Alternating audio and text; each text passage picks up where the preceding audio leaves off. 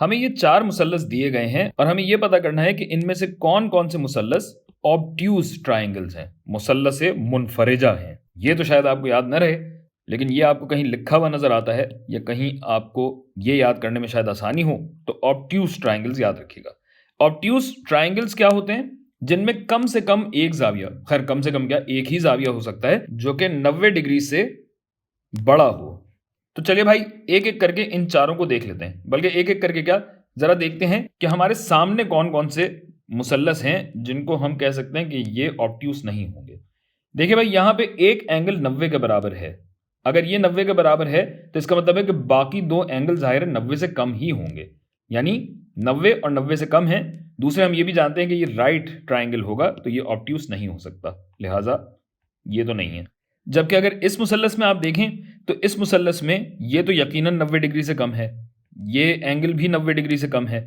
ये एंगल भी 90 डिग्री से कम है। आप जानते हैं और देख भी सकते हैं कि 90 डिग्री अगर है तो ये एल शेप आपके पास बननी चाहिए। अगर एल से छोटी कोई शेप बन रही है यानी अंदर की तरफ है तो ये ऑब्ट्यूज एंगल नहीं है, ये अक्यूट एंगल है। और अगर ये एल ज़्यादा अपना मुंह फाड़ ले, सही से बना देता हूं, अगर ज़्यादा अपना मुंह खोल ले तो आप देख सकते हैं कि ये ऑब्ट्यूज एंगल है। ऐसा यहां पे कहीं नहीं हो रहा, लिहाजा ये तो ऑब्ट्यूज ट्रायंगल नहीं हो सकता। अच्छा, अब ये 2 मुसल्लस हैं जिनमें हमें देखना है। जैसा कि मैंने आपको बताया यहां पे एल से छोटी शक्ल बन रही है, एल से छोटी शक्ल बन रही है, लेकिन ये एल से ज़्यादा इसका मुंह खुला हुआ है, लिहाजा ये यकीनन एक ऑब्ट्यूज ट्रायंगल है।